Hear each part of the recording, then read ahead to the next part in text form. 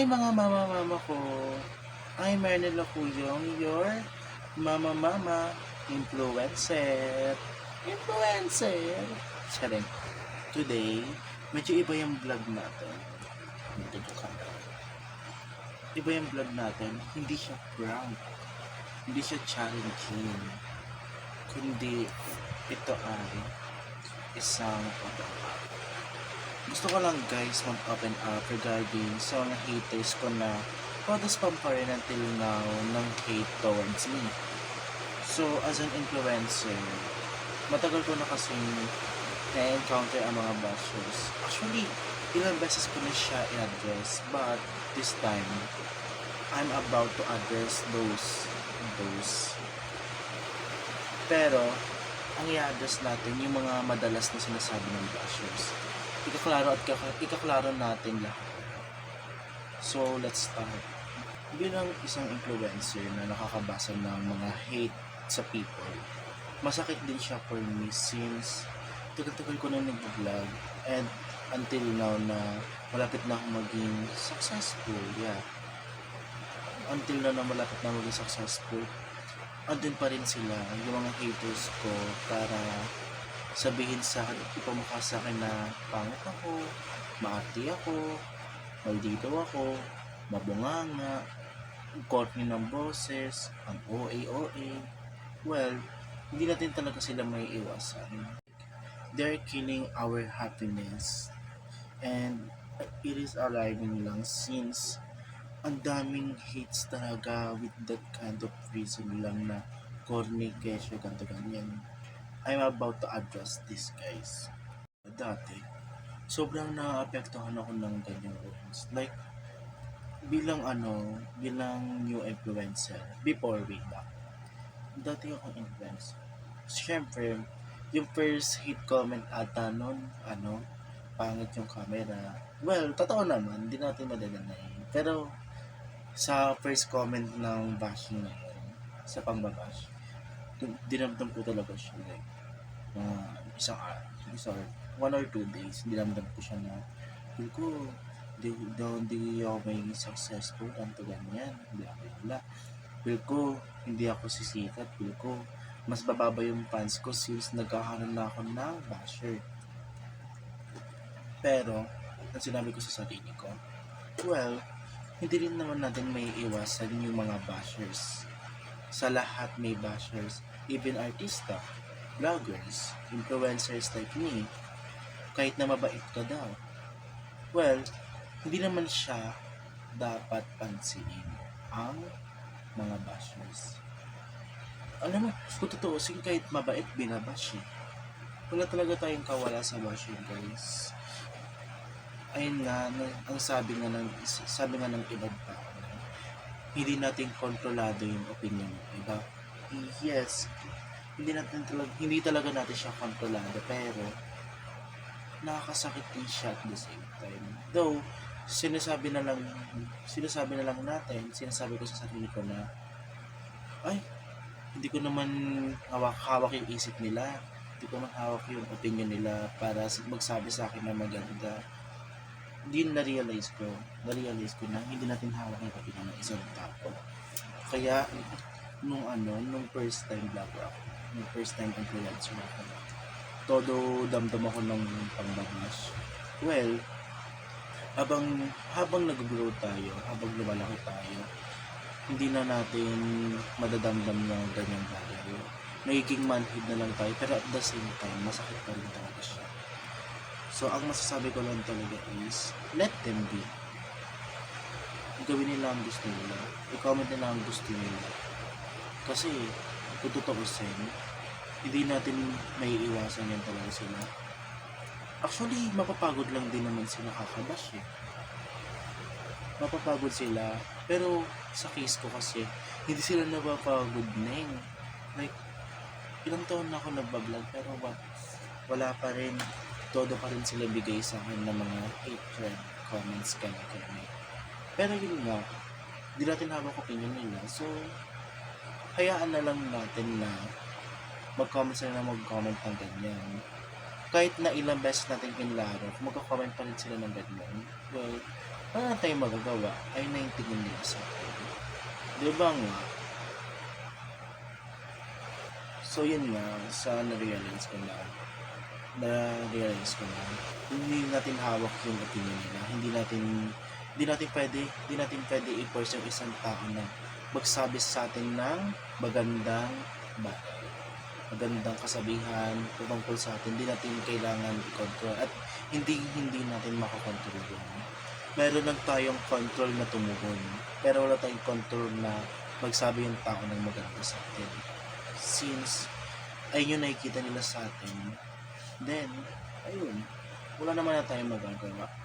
Mag-improve na lang tayo para sa sarili natin at never tayo mag-i-improve para sa kanila.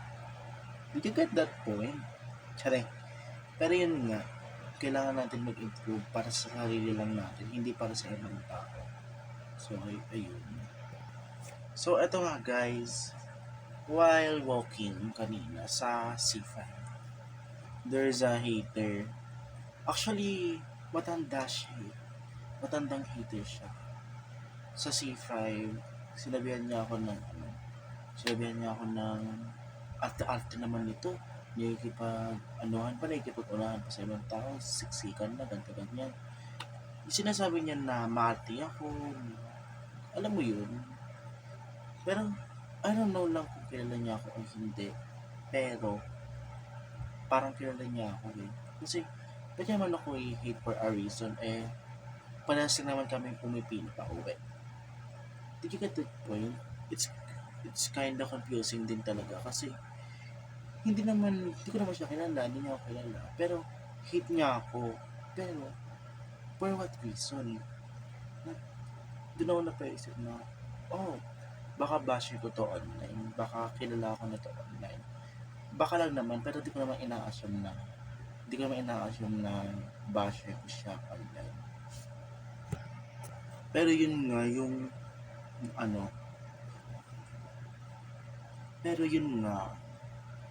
pag-uwi ko galing C5, may na-realize ako na super, ko talaga sa utak ko. Like, pauwi ako, nag-ano siya sa utak ko na, ang sinasabi ng utak ko na, ang mahalaga, gumagawa ka ng maganda at lumalaban ka ng patas. Ang mahalaga ay meron kang mabuting puso. Like, isa paningin ng tao kasi, tayo kasi masama. Pero, hindi nila alam yung background natin to say that. So, wala silang karapatan na, na mag-hate sa atin na walang reason. Though, wala namang dapat ika-hate yung isang tao sa akin, sa inyo, sa mga fans ko. Wala naman talaga dapat ika-hate. Na-realize ko na gumagawa ako ng tama. Wala akong sinasayang, wala akong tapon. Lahat ng ginagawa ko para sa sarili ko, para sa fans ko, ginagawa ko din kasamang puso. So, ba't ko sisirain yung puso ko? Ba't ko sisirain yung happiness ko para sa mga bashers? Like, isang beses lang tayo nabubuhay. Kailangan natin i-enjoy yung buhay natin. Kasi, hindi na dapat tayo naglalaan ng oras para sa mga bashers. Like, did you get my point, guys? Keme. Well, to those experiences na, ang ma-advise ko lang sa mga bashers and also sa mga new fans and sa mga OG fans talaga. Pero guys, ito ang tatandaan nyo, especially sa fans ko. Hindi nyo kailangan patunayan yung sarili nyo para sa ibang tao. Yes, hindi nyo dapat patunayan yung sarili nyo para sa ibang tao. Ang pinakasandata lang talaga natin is maging mabuti tayo. Gawin natin lahat ng gusto natin. Maging mabait tayo.